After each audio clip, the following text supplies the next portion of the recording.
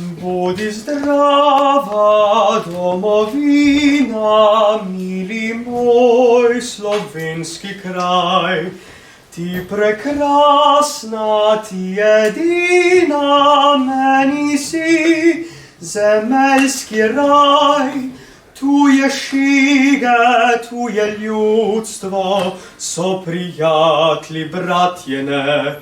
Slava le, slovansko čustvo, srce moje veseli, srce moje veseli.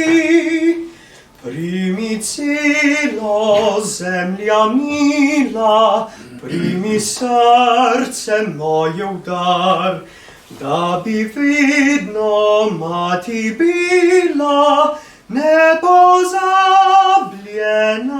nikdar.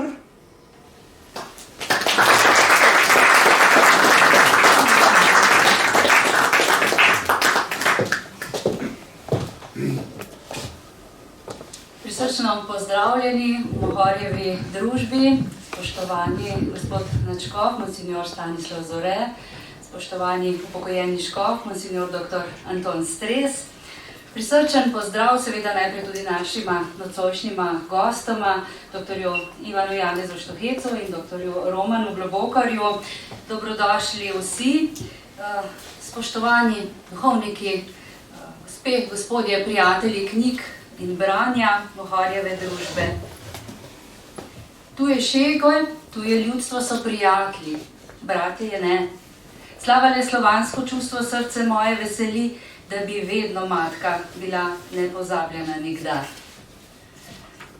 Te besede iz pesmi Benjamina Lipovca, ki nam jo je zapel Matevž Ocvirk, lahko nocoj doživljamo pravzaprav kot neke vrste himno slovenske kulture, slovenske knjige, mogoče celo prve slovenske založbe, ki je ob ustanovitvi in desetletjih potem prvič povezala Slovence na celotnem etničnem ozemlju in postala neke vrste duhovna mati vseh Slovencev, ki je varovala to, kar je bilo narodu, Slovencem takrat najbolj dragoceno, najsvetejše, slovenski jezik in slovensko narodno zavest.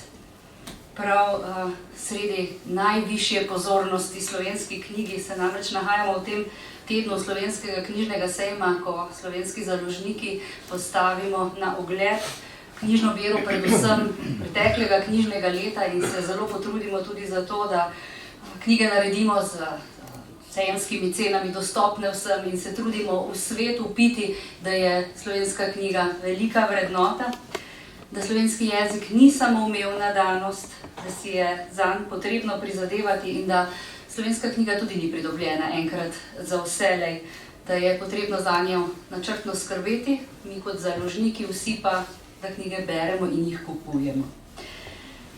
Tudi letošnji Mohorski knjižni program smo prejšnji teden na letnem sprejemu že predstavili javnosti in se pravzaprav sami sebi tudi začudili ob zavedanju, koliko res dela, potrpežljivosti, odnosov, klicev, mailov, korektur je za knjižno bero skoraj 70 naslovov v enem letu potrebnih in res z velikim ponosom čisto na konec knjižnega leta, založniškega leta med bralce pošiljamo prav monumentalno delo, znanstveno monografijo dr. Ivana Janeza Štuheca, zelo strokovnim naslovom Teološki temelji morale, ki pa celotno delo povzame in pravzaprav vse odgovore na naše dileme ponudi že v podnaslovu z besedami Jezus je pot, resnica in življenje. 528 strani, 4 velika poglavja, 24 vmesnih in nekaj 10 vsebinskih poglavij, številnimi povzetki, prevodoma celostnih povzetkov v angleški in nemški jezik, impresiven seznam literature in stvarno kazalo temeljnih obravnavanih pojmov razkrivajo, da dr. Štuhec tudi po upokojitvi in po dopolnjenih 7 desetletjih življenja ni sedel križem rok. In da v slovenskem prostoru nekaj pomeni, pričate danes tudi vsi, ki ste dodobra napolnili to knjigarno. In želimo, da je ta večer, dragi Ivan, predvsem vaš, Najprej pa vsej za nekaj časa še vašega novorojenca, vaše knjige, ki jo je pomagala poroditi naša urednica Saška Ocvirk. In draga Saška, ti predam besedo za vprašanje. Danes imamo teološke temelje morale. Kako so pa pred 2000 leti vedeli, kaj je prav in kaj je moralno? Apostoli so kot učenci hodili za Jezusom. Poslušali so ga in spremljali vsak njegov korak. Potem ga je križ iztrgal iz njihove srede. Počutili so se negotove, zmedene in zapuščene. S kom bodo zdaj hodili? Koga bodo lahko vprašali, kaj je res in kaj ne? Kdo jim bo zagotavljal, kaj je v življenju smiselno početi in katere poti prav ubirati? Kaj življenje sploh je in kaj je od njega mogoče v prihodnje še pričakovati? Taka vprašanja so si postavljali Jezusovi učenci in podobna si postavljamo tudi mi 2000 leti pozneje. Dr. Ivan Janez Štuhec se je rodil leta 1953 v Celju, vendar se nima za Celjana. Po duši je Prlek. Leta 1981 je bil posvečen za duhovnika, 7 let pozneje je k tej temeljni življenjski odločitvi dodal doktorat Papeške univerze v Rimu. Vse do upokojitve leta 2019 je na Teološki fakulteti v Ljubljani predaval osnovno moralno teologijo in družbeni nauk cerkve. Na različnih področjih je oral ledino, tudi kot strokovni direktor zavoda Antona Martina Slomška v Mariboru. Je tudi pronicljiv družbeni opazovalec in komentator, ki se v prelomnih in težkih časih nikoli ni potuhnil. Podpisal se je pod številne knjižne naslove, zadnja knjiga pa je krona večdesetletnega strokovnega raziskovanja, nadgradnja njegovega doktorata, življenjska bera, zbrana v res obsežno in temeljno delo tega področja. Spoštovani dr. Ivan Štuhec, še enkrat čestitke za to delo. Kako se je rojevalo in s kakšnimi vzgibi ste se lotili pisanja?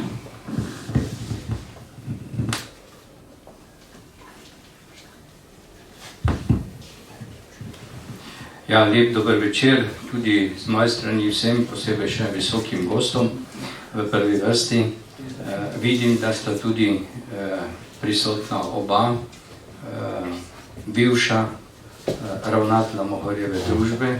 En si je pravkar vsedel. Ja, mi je zelo čast, da sta oba tu. Ja, kako se je zadeva rojevala? V bistvu gre za neke vrste dolg, ne? Dolg, ki ga imaš kot profesor do študentov in tudi do ustanove, v kateri si dolga leta deloval, pa v tistem obdobju recimo ni bilo dovolj časa in miru za to, da bi lahko naredil nek učbenik temeljit ali pa celo naredil eno knjigo, ki bi tudi služila kot učbenik. Tako da to se mi je zdela prva stvar, ki me nekako motivirala za to, da sem rekel, če bom enkrat v pokoju, takrat upam, da bom imel manj raznih razpršenih dolžnosti in da bom si lahko vzel toliko časa, da bom premislil še enkrat vse tisto, kar sem kot moralni teolog počel od začetka naprej, se pravi od doktorata naprej. Tako da to je zdaj to, ne, kaj je pred nami. Je dejansko tudi nekaj tistega, kar je bilo že pri doktoratu prisotnega, vendar seveda vmes so minila skoraj 40 letja. Marsikaj se je v tem času spremenilo, marsikaj se je od tistega, kar je bilo v razpravi v 80-ih letih integriralo, bom rekel, kar v nauk cerkve. Marsikaj je ostalo morda kot torzo, še nedomišljeno, kakšna stvar pa se je tudi kritično zavrnila, ker je šla morda v preveč ekstremno smer. Naslednja stvar, ki se mi zdi, da me je tudi motivirala za to, da sem se tega dela lotil, je pa na vse zadnje neke vrste dolg do ne samo študentov in pa teološke fakultete, ampak do cerkve kot celote, zato ker vse, kar se človek nauči v času študija in pa potem skozi vsa desetletja in pa tudi, ko delaš na tem področju, se to dogaja v cerkvi, ne, v naši krščanski skupnosti, v katoliški skupnosti. In veliko stvari je v neki fragmentarni obliki, kot so običajno kakšni znanstveni članki ali pa strokovni članki, ali pa recimo neka skripta, ki so jih bolj ali manj študenti naredili po tvojih predavanjih. Veliko tega je bilo razpršenega tako ali drugače in se mi zdi, da je prav, da človek ob 70. obletnici svojega življenja naredi en zaključek. To so, se mi zdi, bili glavni motivi. In še morda tretja stvar, ki se mi zdi tudi pomembna, da Roman, recimo, ki je prišel za mano študirati v Rim, je približno med nama 10 let razpona časovnega. Oba dva sta na isti univerzi študirala in na isti fakulteti. V njegovem času so že bili drugi problemi bolj prisotni, kakor v mojem času. In zato, da se tudi v slovenskem prostoru lahko iz neke knjige razbere, kaj se je dogajalo vse v cerkvi po drugem Vatikanskem koncilu, sem imel nekako za svojo dolžnost, da to tudi v slovenskemu prostoru predstavim. Doktor Globokar, vi ste sprejeli štafeto na katedri. Rekli ste, da ste v knjigi uživali, poleg doktorja Stresa ste eden izmed recenzentov. Zakaj se vam zdi, oziroma zakaj je ta knjiga tako temeljnega pomena in nekaj res posebnega na našem trgu? Lep dober večer vsem skupaj, še z moje strani. Lahko rečem, da je danes za moralno teologijo ali teološko etiko praznični dan, zato ker je v slovenščini šlo delo slovenskega avtorja, ki predstavlja pravzaprav temelje naši disciplini. Prav Mohorjeva je izdala knjigo Heringa, Svobodni v Kristusu, pred 23 leti, se mi zdi, ne? In to je bilo pravzaprav še eno obdobje nazaj. Torej, Hering je bil prvi, ki je delal eno prenovo moralne teologije in je vplival na koncil, da je koncil sprejel potem določene usmeritve za nadaljnjo prenovo. In v teh usmeritvah za nadaljnjo prenovo je bilo rečeno, naj se moralna teologija zdaj bolj posveti utemeljevanju iz Svetega pisma, torej največjo vlogo pri utemeljevanju moralnega nauka da Svetemu pismu, naj v središče postavi dostojanstvo človeške osebe, torej ne več moralno normo kot objektivni red, ampak življenje konkretne človeške osebe in polnost tega življenja človeške osebe, in sicer kako bo ta človeška oseba dosegla polno življenje v tem, če bo hodila za Kristusom, če bo Kristus pravzaprav zdaj postal tista norma krščanskega življenja in krščanske morale. In po koncilu, in to je to, kar je potem tudi profesor Štuhec delal v svojem doktoratu, se je potem oblikovala ena smer v moralni teologiji, ki se je reklo moralna teologija v kontekstu vere. To je pomenilo, mi utemeljujemo moralno normo in tudi, bom rekel, glavne moralne principe, načela z razumom, vera pa nas spodbuja, da to naredimo v duhu spodbujanja dostojanstva človeške osebe, pravičnosti v družbi, in v tem smislu je cerkev bila takoj povabljena v dialog z družbo. To, kar pa so mnogi učitelji prav v tej smeri in kar je bila kritika tej smeri, pa je, da se je seveda en tak način dojemanja, utemeljevanja moralnih norm in moralnih principov preveč prilagodil temu svetu, postalo, da je zdaj krščanska etika postala preveč relativistična, preveč sekularna in se je oddaljila od tega temelja. In pravzaprav je izziv za krščansko etiko tudi danes ta, kako po eni strani biti stalno v dialogu z družbo, v kateri smo, zato da smo v tej družbi relevantni, zato da lahko nekaj rečemo, zato da so naši argumenti slišani, zaradi tega se ne moramo upirati na neko višjo avtoriteto, recimo papeža, v našem, recimo, diskurzu družbenem, ampak se moramo opirati na racionalne, prepričljive argumente.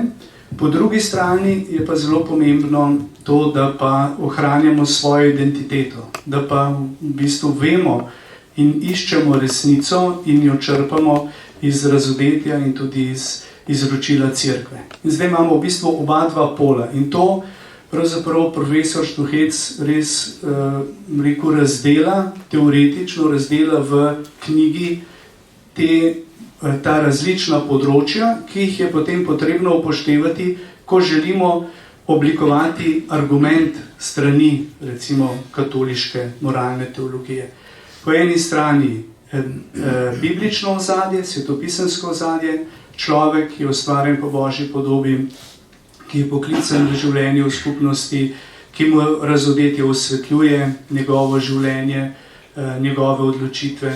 Potem bogata tradicija cerkve, ki skozi 2000 let v različnih kontekstih spet najde rešitve za konkretne vprašanja. In pa potem seveda naš svet, tudi recimo zanimivo v začetku, govori profesor Štuhec o sekularizaciji kot priložnosti za oznanjevanje krščanskega moralnega nauka. To se pravi, ni zdaj to samo grožnja, ali pa zdaj pa je svet ni več krščanski, ampak je v bistvu priložnost za evangelizacijo, za to, da predstavimo svoj nauk in prepričamo tudi druge, da je polnost življenja v perspektivi, kot jo mi sicer črpamo iz Svetega pisma, ampak jo lahko potem tudi danes posredujemo. Tako da v bistvu se mi zdi eno od osrednjih poglavij je poglavje o naravnem moralnem zakonu in pravilno razumevanje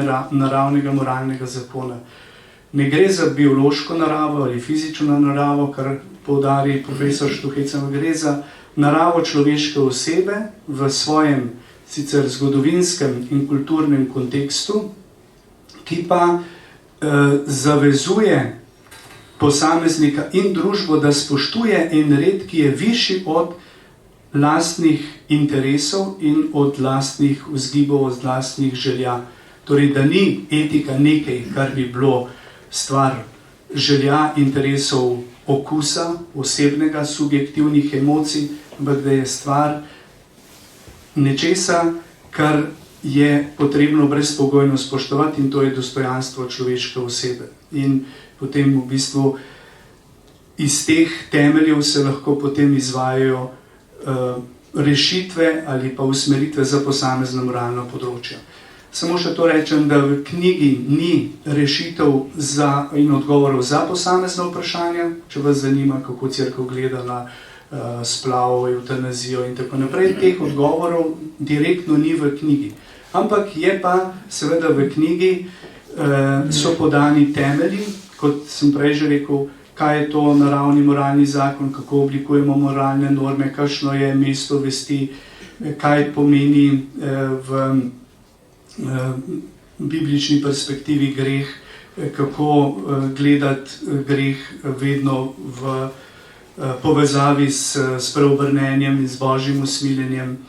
In na nek način, in to bo zdaj zadnja beseda v tem delu, se mi zdi, da je pokazal profesor Štuhec v tem delu to, da je sedanja usmeritev papeža Frančiška pravzaprav izpolnitev tega, kar je drugi Vatikanski koncil želel kot prenovo moralne teologije. Torej, mi zdaj se poglabljamo v tisto, kar se je po koncilu začelo razvijati in kot si že prej rekel, in je v bistvu ene stvari so se pokazale, da so šle predaleč, ampak večino tega, kar se je pa po koncilu delalo in kjer so bila midva tudi oba dva vključena v študij in tudi imela povezave s profesori, ki so kreirali glavni tok moralne teologije po koncilu, se pa zdaj nadaljuje tudi v učiteljstvu papeža Frančiška.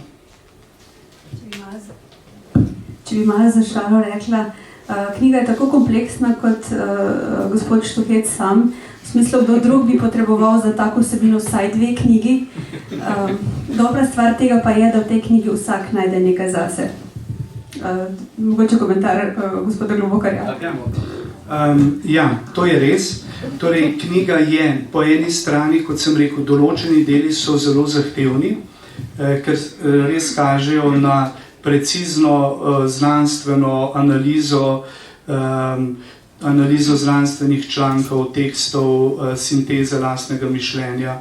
Drugi deli pa so bolj prosti, se pravi bolj esejistično napisani, z več tudi, bom rekel, tistimi intuicijami, ki smo jih vajeni pri Ivanu, ne, da nekaj se mu utrne v trenutku in to potem notri zapiše, ko prebereš, rečeš, zakaj pa zdaj tole tukaj le napisal, ampak potem vidiš, da pravzaprav je to te usmeri potem ali pa te pelje nekam globlje ali pa v nek presenetljiv zaključek. Tako da bi rekel predvsem drugi del, biblična etika, ki razlaga 10 božjih zapovedi in potem govor na gori, je zelo berljiv, lep, pomemben, se mi zdi, da je tak, da bi ga bilo mogoče celo izdati v eni posebni knjižici, kjer bi lahko tudi dosegel širši krog bralcev,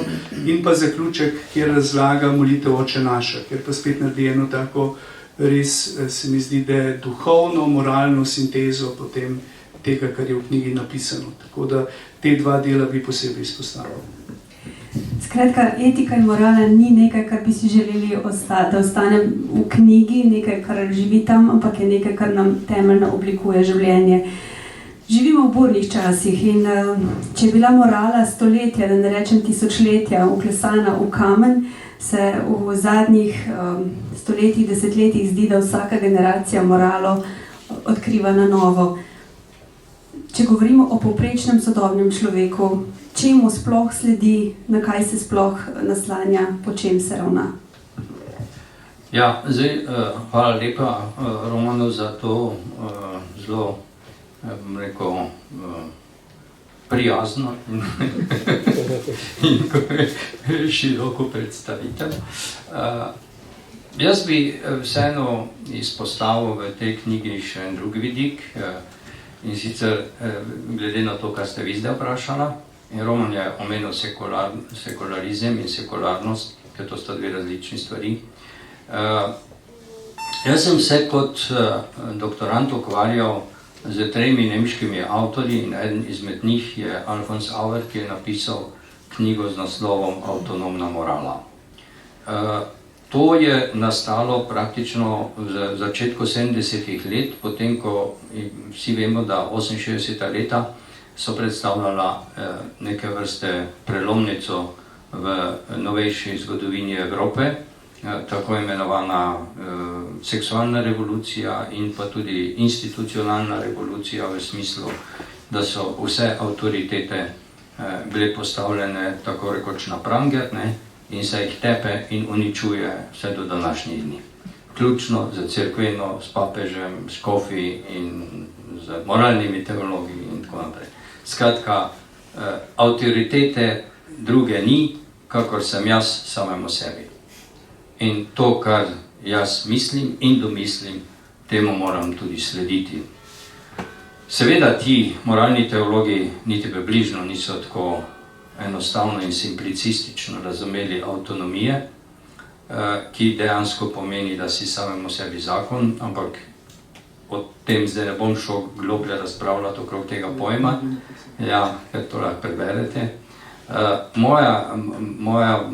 Moj prevzem avtonomije je postavljen v kontekst teonomne avtonomije, ki jo recimo že od pokojnega nadškofa Šuštarja kolega Böckle v Švici razvijal kot teonomno avtonomijo, in jaz bi še dodal teonomna in relacijska avtonomija, kar pomeni, da vsaka avtonomija, vsaka svoboda vedno vstopa tudi v odnos. To je osnovni, bi rekel, temelj, antropološki temelj, iz katerega potem izhaja in človekovo dostojanstvo, in razumevanje narave, in razumevanje osebe, in iz tega potem tudi naprej lahko razvijamo vprašanje moralnih drž in moralnih norm, moralnih predpisov. Tako da vidim prav v pojmu svoboda ali pojmu avtonomija, vidim neke vrste vstopno mesto za dialog z sodobnim svetom, za dialog z sekularnim svetom. Zato, ker vse vemo, pri nas dobili smo celo stranko v zadnjem obdobju, ki ima naslov Svoboda. Tudi zadnje odločitve Ustavnega sodišča te dni grejo v tej smeri, da posameznik je absoluten v svoji svobodi. In to absolutnost dokazuje ali pa si jo utemeljuje s pomočjo načela enakosti, kar pa seveda ne gre. Princip enakosti je seveda eden izmed principov, ni pa edini princip, ki ga lahko v neki skupnosti upoštevamo. Tako da tu vidim recimo po eni strani možnost tega dialoga z sekularnim svetom. Marsikdo je to možnost tudi razumel, sprejel.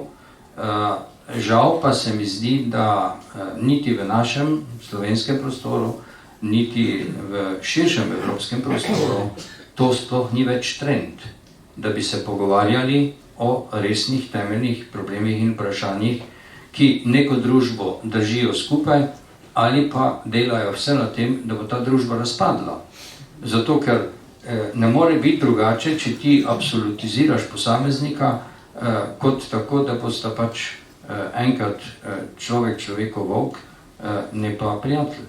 To je zelo enostavno in preprosto povedano tisto, kar je v ozadju teh, bom rekel, teoloških in pa filozofskih nastavkov, ki seveda, tako kot je Roman prej tudi izpostavil, so bili do neke mere integrirani v cerkvene dokumente. V tem času, ko sem jaz pač končal doktorat in zdaj, ko je nastala ta knjiga, so išli pravzaprav 3 zelo pomembni dokumenti. En dokument je tisti, ki govori o odnosu Svetega pisma in morale.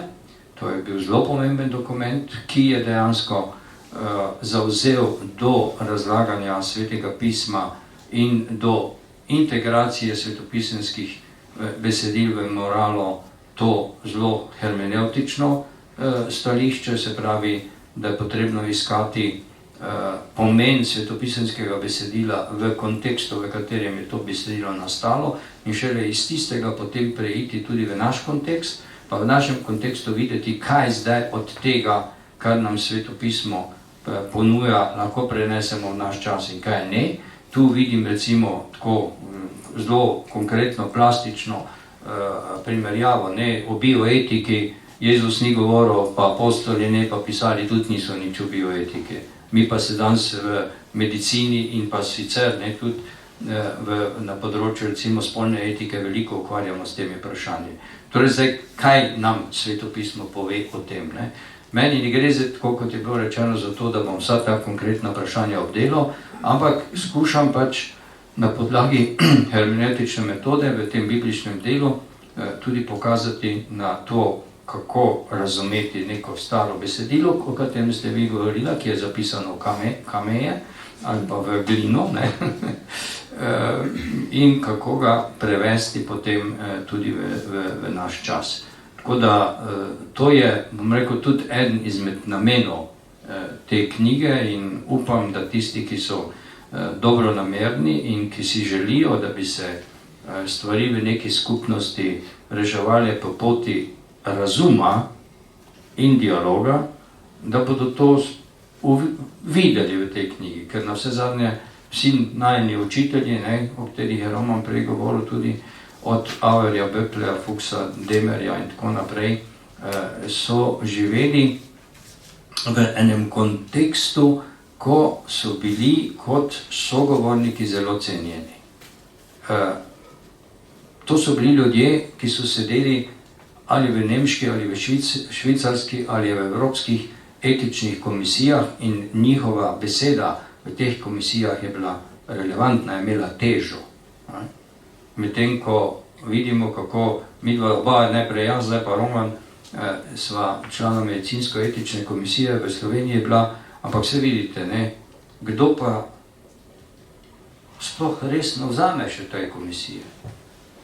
Kdo še sploh resno vzame mnenje ljudi? Ko pride neka skupina na oblast, ki se odloči, da bo neko ideologijo spravila skozi zakonodajo, bo to naredila. In to seveda ni dobra popotnica za neke minimalne, skupne, etične, moralne temelje skupnosti, kateri pripadamo. Bi lahko rekli, da takšno spremenjeno dojemanje morale, da je to tudi simptom konca krščanskega zahoda, česar se že marsikdo boji? Ja, gledajte,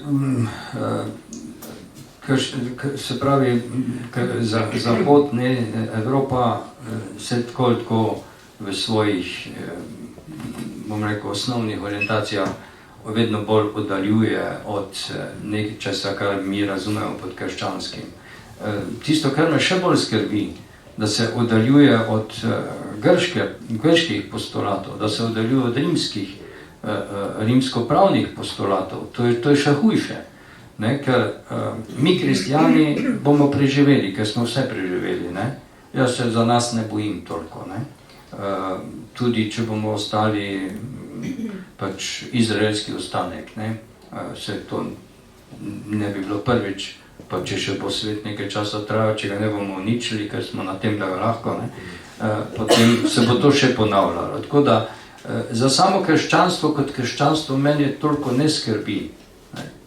Bolj me skrbi za to, da se v sedanji situaciji in pravna stroka in etična stroka v Evropi, tako rekoč, in tudi v Ameriki, seveda v zahodnem kontekstu, da se oddaljuje od tistega, kar ni nastalo v krščanskem kontekstu, še manj v katoliškem kontekstu, kar je nastalo v grški filozofiji, kar je nastalo v rimskem pravnem sistemu. Ko začnemo se od tega poslavljati, pomeni, da se poslavljamo od vsake zdrave pameti. In to seveda ne more voditi nikamor. Krščanstvo je, in to je recimo prvo poglavje, mislim, da na to tudi pokaže, krščanstvo in katoliška morala in katoliška teologija je skozi celotno zgodovino uspela voditi pogovor in dialog z različnimi kulturnimi ali filozofskimi trendi. Vedno je to uspela. In to se mi zdi, da je veličina katoliške teologije. Tega muslimani ne zmorejo. Mi je zelo žal. Vztrajanje na nekaterih pravilih, na katerih oni dan vztrajajo, ki so popolnoma iracionalna, tega v katoliški cerkvi na ta način ni. In tu je že apostol Pavel bil tisti, ki je prevzel iz grškega miselnega sveta marsikakšno idejo, marsikakšen pojem, zato, da bi lahko potem tudi vstopil v dialog z Grki. Se veste, tam smo rekli, da tem te bomo drugič poslušali, ampak on je vseeno stvari je napisal, ko jih je napisal, je uporabil tudi grške filozofske pojme, morda recimo nekatere stoične, vemo, da jih je malo drugače interpretiral, ampak enako je tudi s tem pojmom avtonomija. Ne? Jaz sem povedal, kako ga razumem, nekdo drug, ki pa je absoluten individualist, ga pač razume drugače. Ampak oba dva lahko greva dialog, pa začeva diskutirati o tej svobodi, kam pelje ta svoboda enega ali drugega. Dodal bi še to, ne, da krščanstvo seveda ni samo zahodna kultura in danes se čedalje bolj zavedamo, da je tudi v drugih kulturah krščanstvo navzoče in da rojeva bogate sadove, recimo v Afriki, v Južni Ameriki, v Aziji, in krščanstvo v svetovnem merilu pravzaprav raste. In v krizi je zahodna kultura bolj kot krščanstvo. Seveda kristjani znotraj te kulture, ker ne znamo se soočati z propadanjem recimo te kulture in ne znamo pravzaprav dati tej kulturi dodatnega življenja, ki bi spet oživilo to kulturo. Vemo, da je papež Frančišek rekel, da je Evropa kot stara babica, ne? Torej, da na nek način se poslavlja en način življenja. In mislim, da tudi krščanstvo ima tukaj perspektivo. Bi pa, torej v smislu, da je prihodnost, ne? Bi pa tukaj spomnil še na to, kar je Ivan v drugem poglavju knjige delal, analizo razvoja svetopisemskega etosa, od nomadskega etosa na začetku, pa potem, ko se ustalijo v deželi, pa potem, ko je kraljevina. Se pravi, kako je tudi etos se na nek način je odgovarjal ali se soočal z izzivi načina življenja. Ko so pač bili nomadi, so živeli en način življenja. Ko so se ustalili, pa so bili po rodovih, so živeli en način življenja. Ko so postali kraljevina, so živeli spet drugačen način življenja. In tudi določeni predpisi so se prilagajali temu novemu načinu življenja. Potem so se že v Stari zavezi soočali z grško kulturo. Je spet to prineslo nek nov impuls tudi za njihovo etično razmišljanje. Tako da v bistvu tudi ta kultura, v kateri mi živimo, nam je dala recimo določene izzive oziroma tudi določene spodbude, kako oblikujemo svoje moralne argumente, zato da bi nas ljudje te kulture, tega sveta slišali. Prej smo rekli, ne vem, evtanazija, umetna oploditev, primeri zdaj od zadnjih dni. Pač je potrebno spregovoriti na način, da bo današnji človek ne samo ta, ki je v cerkvi, ampak tudi tisti, ki je izven cerkve, in tukaj imamo to teorijo o naravnem moralnem zakonu, to se pravi etika in spoštovanje moralnega življenja je nekaj, kar je stvar vseh ljudi, in ko mi damo neko izjavo oziroma nek argument, ne mislimo, da je to argument samo za kristjane, zato da bomo premagali druge, ne? Ampak mislimo, da je to argument, ki je prepričljiv tudi za nekoga drugega, če mu bomo predstavili tudi svoje predpostavke. Kako mi gledamo na dobro otroka, kako mi gledamo na pomen družine, kako mi gledamo na zdrav človeški razvoj, ali kako mi gledamo na dostojanstvo umirajočega človeka, na paliativno oskrbo in tako naprej. V enem kontekstu je potem zaključek, ki ga mi damo, tak, da bi moral biti razviden vsakemu razumnemu in odprtemu človeku. To je način, s katerim mi vstopamo. Torej, v tem smislu ne smemo zdaj obupavati, ne smemo zdaj sanjati o enem svetu, kako je bila krščanska Evropa nekoč in kako so vsi ljudje bili kristjani in so živeli v skladu s krščanskimi načeli. Tudi zgodovinsko je to vprašanje, kako je realno to res potekalo, ampak pač mi smo v tem svetu, s temi izzivi, na te izzive moramo odgovoriti. In če pogledamo v Sveto pismo, vidimo, da se je pač tudi znotraj Svetega pisma imamo en določen razvoj oziroma določeno hermenevtiko, ki je iskala v veri v Boga, ki je stvarnik vsega, v Jezusa Kristusa, odrešenika človeka, iskala potem odgovore na vprašanje. Nekoč smo imeli predsednika vlade, ki je rekel, da jamramo, iščemo rešitve. Za konec na kratko, kakšna je vloga cerkve v vsem tem, kar smo danes povedali? Ja, zdaj razumemo cerkev nas vse, ne? ne samo gospoda Nadškofa Lublanskega, pa njegovega predhodnika, ker dosti kratko, ali pa nas duhovnike. Kakšna je vloga? Jaz mislim, da imamo mi zaklad, ki je neskončno velik rudnik, in to je zaklad Svetega pisma. To je zlati rudnik, in bolj ko v ta zlati rudnik koplješ, več stvari odkrivaš, bolj se tudi čudiš, bolj si presenečen in si rečeš, ne, pa kako je mogoče, da je en pastir ovc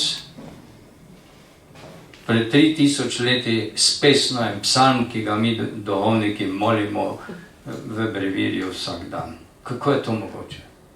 Ne? Kje mu je bila ta pamet, pa kje je bil ta navdih, da bomo mi danes po tolkem obdobju tako besedilo, ki ga niti Goethe, niti Prešern nista uspela narediti. Tu je zame vedno znova dokaz za to, da seveda Sveto pismo ni čist navadna literatura, ampak da je v Svetem pismu veliko več. To se mi zdi en tak res velik zaklad. Drugo, kar bi rad nekako izpostavil, ne, tudi to, kar je že Roman tudi povedal, mi smo bili vajeni in tudi marsikdo, najbrž od tu navzočih, ne, vključno z mano, smo bili vzgojeni v katoliški cerkvi na način, da so dogme, verske resnice in moralne resnice nekaj enkrat za vselej tako fiksnega, da o tem ni debate. To ni res. To ne drži. Drži to, da je vsaka dogma imela svoj predhodni razvoj, predno je na koncu papež rekel, tako je. Tudi v morali je podobno. S tem, da seveda je še neka druga razlika. Ne? Na področju dogmatike in vere moramo stvar sprejeti v veri. Na področju morale pa moramo stvar sprejeti v svoji vesti in v svoji pameti. Ne moremo delati nekaj, kar nas ne prepriča. Ne? In kdaj koga tudi v cerkvi ne prepriča kakšna stvar, zato se pač potem ne ravna. Ali pa potrebuje nek proces, zato da pride do nekega spoznanja. In tisto, kar se meni zdi, da je sodobna katoliška cerkev tudi naredila, in to po drugem Vatikanskem koncilu, naravnega zakona ne razume več kot nekaj nadzgodovinskega, izvenzgodovinskega, ampak ga razume tudi kot zgodovinski fenomen in kot zgodovinski pojem. Tudi vesti ne razume kot nek organ, v katerem se ne dogaja dobena dinamika. In ker gremo proti koncu, bom zaključil z eno besedno zvezo, ki jo nekako pripisujem tukaj navzočemu gospodu Nadškofu Stresu, osebnostna narava. On je v enem članku že v koncem 70-ih letih o tem pisal, in pokojni Nadškof Šuštar takrat tudi že o avtonomiji v isti številki Bogoslovnega vestnika sta pisala. In ta pojem, osebnostna narava, pravzaprav hoče povedati tisto, kjer smo mi danes pred problemom konflikta med kulturo in naravo. Sodobna kultura in sodobna narava sta v velikem medsebojnem konfliktu. V tem smislu, da smo prišli na pozicijo, da kultura odloča o tem, kaj bi naj bilo v naravi. To ne gre. Ne? Seveda, prej pa je bila druga pozicija, da je narava določala to, kar mora biti v morali ali pa v kulturi. Ne gre za neko slepo dedukcijo, izpeljavo iz narave, in ne more iti tudi za enako slepo izpeljavo iz nekega subjekta in njegove, in to, kar je Roman že takoj na začetku rekel, njegovih nekega čustvenega razpoloženja ali pa neke, ne vem, kako bi človek imenoval, kaprice, konstrukta, nekega konstrukta miselnega, recimo, ne, ki ne zdrži.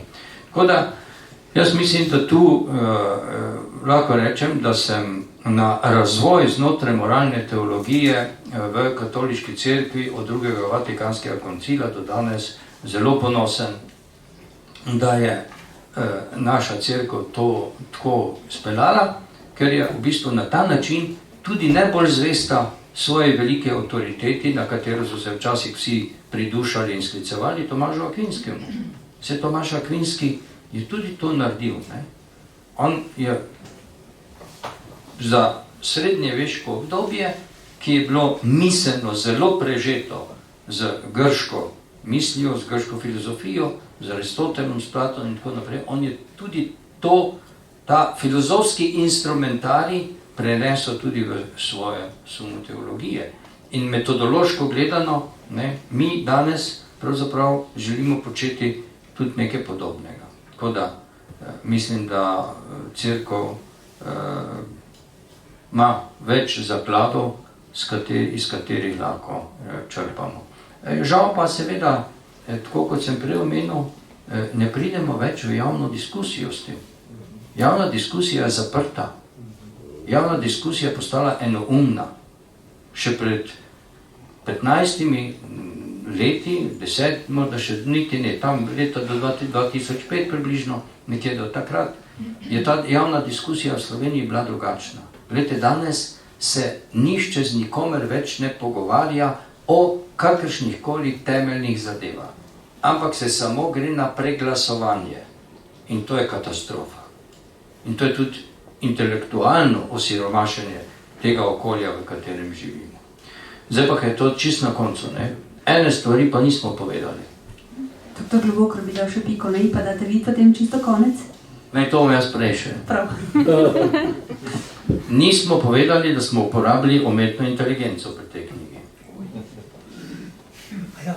Ja, povzetki so iz umetne inteligence. Jaz sem posamezna poglavja dal umetni inteligenci in sem jo ukazal najmi v 10-15 vrsticah naredi povzetek. In je to zelo disciplinirano in pridno naredila. Tanja me grdo gleda zdaj tu. Tako da sem olajšal bralstvu in študentom, če bodo slučajno, če bodo vzeli knjigo v roke, sem jim olajšal celoten postopek na ta način, da povzetke preberejo, pa so prebrali celo knjigo. To svetujem tudi vam za začetek, zato ker ko boste najprej to prebrali, boste imeli eno globalno idejo, zakaj gre, pa lahko greste po segmentih brati knjigo v detajle, tisto, kar vas zanima, drugo, kar pa vas ne pa spustite. Jaz bom dal pa obratno nalogo. Jaz bi pa iz povzetka, ki je v podnaslovu, dal profesorju Štuhecu nalogo, da napiše en članek Jezus je pot, resnica in življenje, ker v samem delu, ko boste šli brati, ne boste našli te razlage.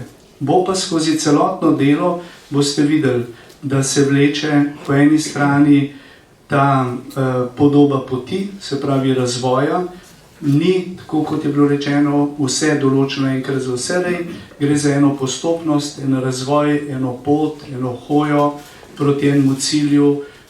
Veliko je o tem, ne vem, temeljna odločitev, življenjska odločitev, potem pa tudi vsa ta hermeneutika je ta ideja poti.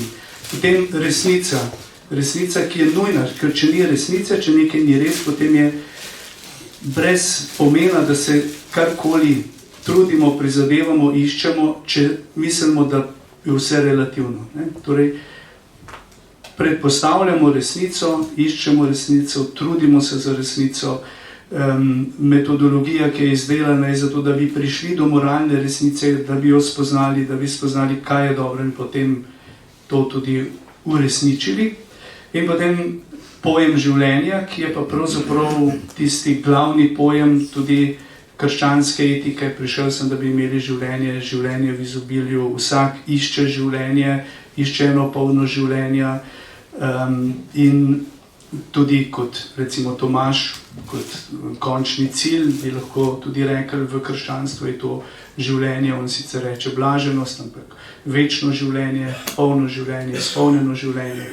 Tako da to se pravi, ti trije koncepti, jih boste, ko boste šli, ko berete, lahko si to delate, kje zdaj vidim, da je Jezus pot, kje vidim, da je Jezus resnica, kje vidim, da je Jezus življenje, on vam tega ne bo povedal v tej knjigi. Ampak jaz bi si pa želel, da bi mogoče pa v enem članku ali v eni drugi krajši knjižici nekaj takega napisal, ker se mi zdi zelo, zelo pomembno, kako razumeti ta pomen krščanske vere, tudi Svetega pisma, za moralno razmišljanje. Ne v smislu, da jaz odprem Sveto pismo in najdem zdaj rešitev, takoj, ampak najdem jo seveda ob tem, ko bom premišljal Sveto pismo, v navdihnjenosti Svetega Duha tudi jaz kot bralec, ne, da se povežem o tem in da potem povežem svojo situacijo, svoje življenje s tem navdihom in najdem neko rešitev za moje življenje in seveda za družbo, v kateri jaz živim. In to bi pa potrebovali kristijani danes. Torej, če si prej rekel, včasih smo bili navajeni, smo se naučili 10 božjih zapovedi in si točno vedel, kaj je prav in kaj je narobe. Zdaj imamo drug model, zdaj imamo hermeneutični model odkrivanja resnice in tako naprej. Pomagaj nam pri tem. Hvala lepa za domače naloge. Zdaj na tej točki obema rekla hvala lepa. Namreč knjiga ima 528 strani, lahko verjamete, da je istočnic za pogovor in debato več kot dovolj. Dr. Štokec obljublja, da bo drugo leto verjetno še veliko priložnosti, da bomo ob tej knjigi kakšno rekli, da bomo debatirali, da se bodo kresala mnenja tudi o umetni inteligenci ali pa še posebej o umetni inteligenci. Danes se z dr. Štokecem v prvi vrsti veselimo, proslavljamo rojstvo te knjige in ob rojstnih dnevih je prav, vaš je bil nedavno, čestitke za nazaj, je pa primerno, da kakšno rečemo tudi v kakšni veseli družbi. Tako da, Matevž, beseda je tvoja.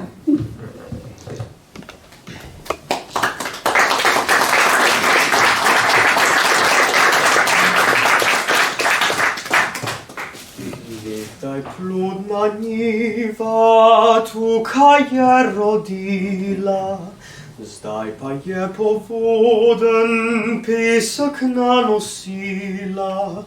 Trava le počasi tu in tam poganja, mehka hladna sapa lahno jo priklanja.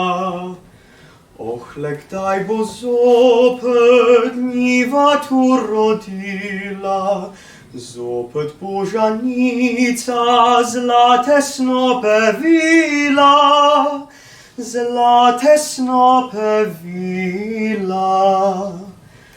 To srce je moje prav tako rodilo, dokler še ljubezen v sebi je nosilo, a nevihte silne nanj so se zgrnile, to srce ubogo žalostjo prekrile. Le kdaj bo zopet kakor prej veselo, le kdaj bo zopet kakor prej mi pelo, kakor prej mi pelo.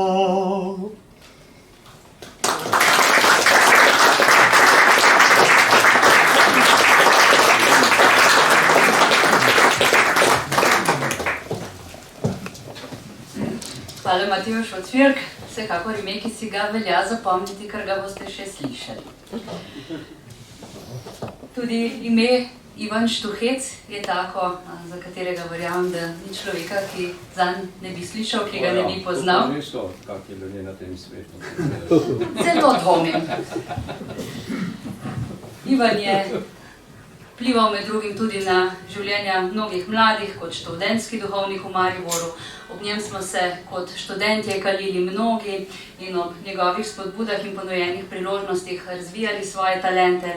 Ustanovitev Zavoda Antona Martina Slomška in Škofijske gimnazije v Mariboru ter vseh drugih enot je nedvomno dosežek, ki nikoli ne bo pozabljen. Vidno sled pa je skozi vse življenje puščal tudi cerkvi na Slovenskem, kot že rečeno tudi kot član različnih cerkvenih komisij, kot tajnik plenarnega zbora cerkve na Slovenskem ter slovenski družbi kot mislec in komentator s svojo pokončno držo in odločnim glasom. Dragi Ivan, želeli smo, da bi bil ta večer res poklon tudi vam in vašemu delu, zato zdajle za nekaj besed prosim tudi gospoda nadškofa Stanislava Zoreta.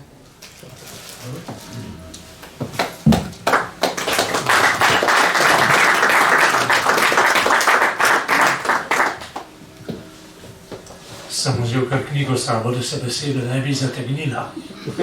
Ja.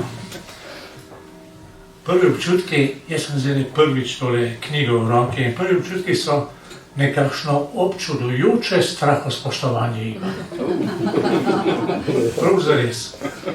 Ker če si skušamo predstavljati, to niti slutnja ni v pravem pomenu besede, ampak bližamo se temu, koliko prebranega, koliko preštudiranega, koliko premišljenega, koliko predebatiranega je zadaj za temi stranmi, potem je prva misel, da pravzaprav to presega eno človeško življenje.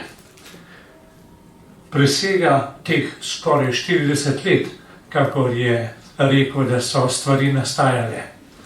In dejansko zajema iz globin 3000 let in iz globin, v katerih k nam prihaja Božje razodetje. Zato, da nagovori nas danes.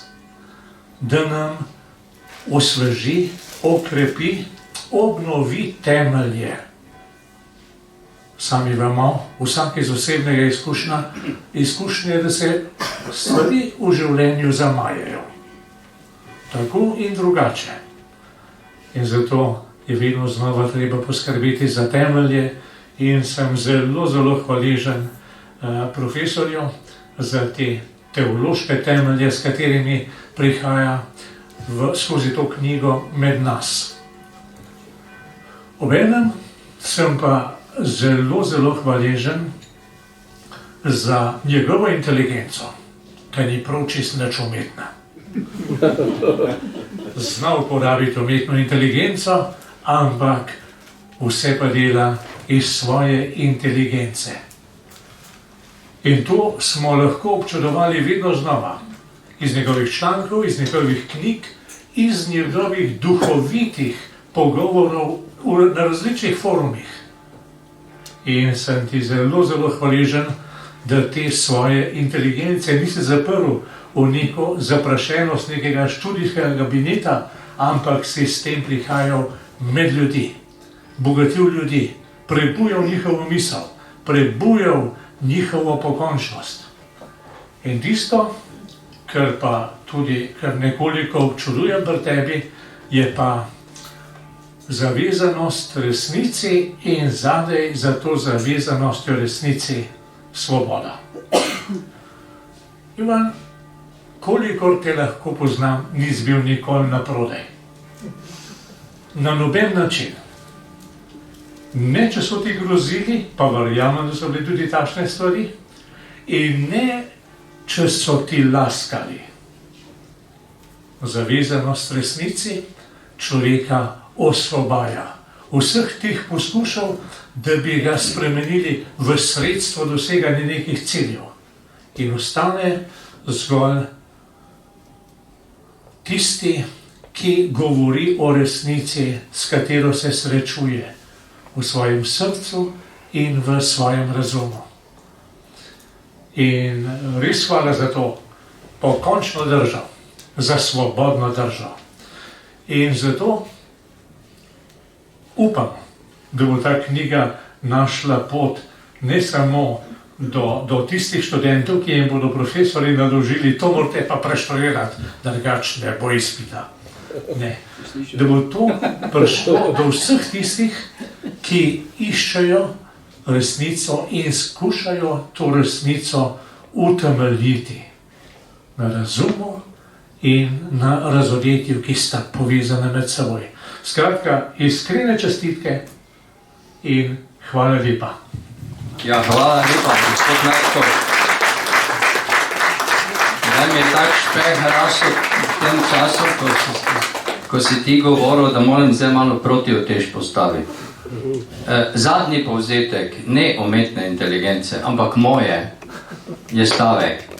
Zmoli za avtorja te knjige Oče naš za vse grehe, ki jih je zgrešil kot moralni teolog. Da pa boste tudi vi deležni, kak ne rečem, poplahnjenja grehov, mojih grehov, boste lahko z eno zdravili z vinom, ki se imenuje mea culpa.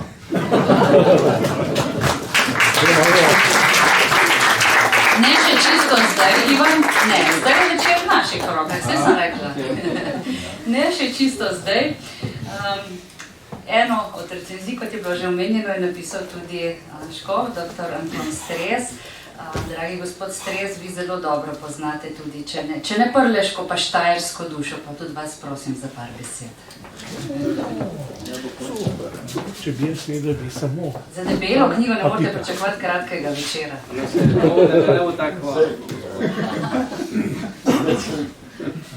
No, lepo za besedo. Lepo pozdrav vsem skupaj. Vse ne bom recenzije zdaj ponavljal. Nekaj je zadaj pisano. Pač pa mi je te dni ravno prišla na misel ena opet filozofska misel Schopenhauerja, ki je bil znani nemški filozof pesimizma in Nietzschejev neke vrste učitelj, je napisal leta 1840 eno delo Utemeljitev morale. In kot moto, kot vodilno misel je napisal: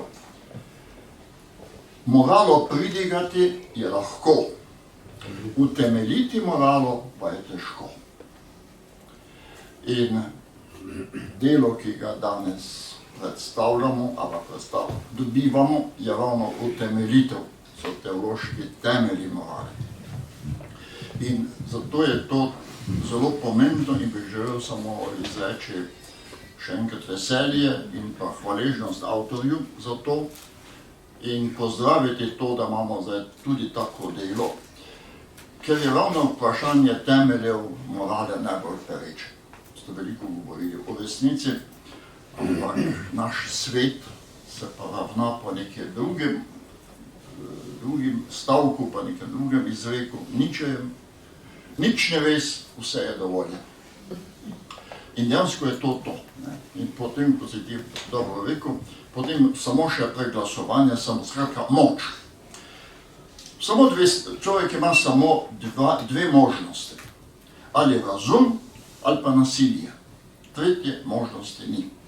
In zdaj, če se odpovemo razumu in se očitno odpovedujemo, tudi danes smo že vsi rekli, ni več diskusij, včasih je tisti stari božiček Jože Smole rekel, s knjigo nad knjigo. Danes to ne velja več. Nobeden, nihče več ne debatira, ne razpravlja, enostavno ne sliši, nočejo slišati, ignorirajo. Komunisti, ta stari, ta pravi komunisti, najprej so zapirali svoje. Dobro, potem so naredili korak naprej, pa so rekli, ne, s knjigo nad knjigo. Zdaj pa tretja stopnja je pa ta, da te ignorirajo in da enostavno zanje ne obstajaš. To je najbolj tako izraziti to nasilje, kot te ignorirajo. Zato, ker nihče več ne verjame v resnico, nihče več ne verjame v smiselnost debatiranja, pogovora, iskanja nekih temeljev. In zato je to delo tako pomembno. Mi seveda na to ne moramo pristati, ste se že sami omenili, vse negativne posledice, strašljuče posledice, ki lahko iz tega izhajajo. In to, da dejansko smo že na pragu neke diktature predvsem večine nad manjšino ali pa tistih, ki vladajo in ki so dosti arogantni in tega niti ne skrivajo več. Niti ne želijo to kakorkoli opravičiti, ampak kaj nam pa morate, vse smo močni. To je dejansko zelo kritičen čas in zato je ta knjiga, tako kot je vedno Ivan bil, tudi ta knjiga plava proti toku, ampak to je edina rešitev. Torej, hvala za to knjigo in vivam sequentes.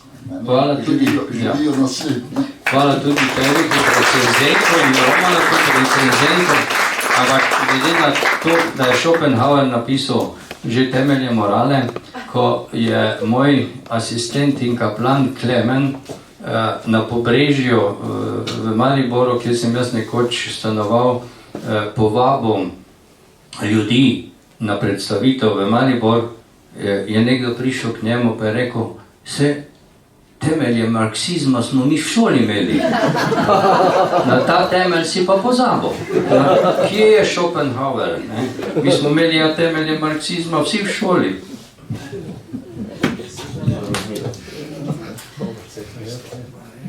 Torej, tako res tik pred koncem želim še z veseljem povedati, sporočiti, da smo prejšnji teden na letnem sprejemu Muharjeve družbe v Celju dr. Ivanu Janezu Štuhecu tudi slovesno podelili častno članstvo Muharjevi družbi in ko sem na glavnem odboru predlagala, dala ta predlog, so v hipu šle seveda vse roke v zrak. Ob tem pa ne moram pozabiti občutkov, ki so me prevevali lani na Ivanovi 70-letnici, ko ga je med drugim nagovoril tudi škof Kramberger preko video nagovora in pravzaprav ena prvih stvari, ki jih je o Ivanu povedal, je bila ta, da je že 30 let zelo tesno povezan z Muharjevo družbo. Zato Ivan, torej kot podpredsednik, predsednik, tajnik, vedno pa kot velika opora. Res še enkrat hvala za vsako vašo misel, za vsak čas, ki ste ga v teh desetletjih namenili prvi slovenski založbi. Hvala za vse knjige, ki ste nam jih zaupali, tudi za tega dojenčka, zdaj ni več novorojenček. Hvala za vsako vašo zastavljeno besedo, za vsako pobudo, drznost, vaš zgled vztrajnosti in prodornosti, predvsem pa veliko poguma pri vseh novih izzivih in iskreno upam, da boste zmeraj, da bo z vami zmeraj tudi čutenje naše globoke hvaležnosti. Zato, da ste.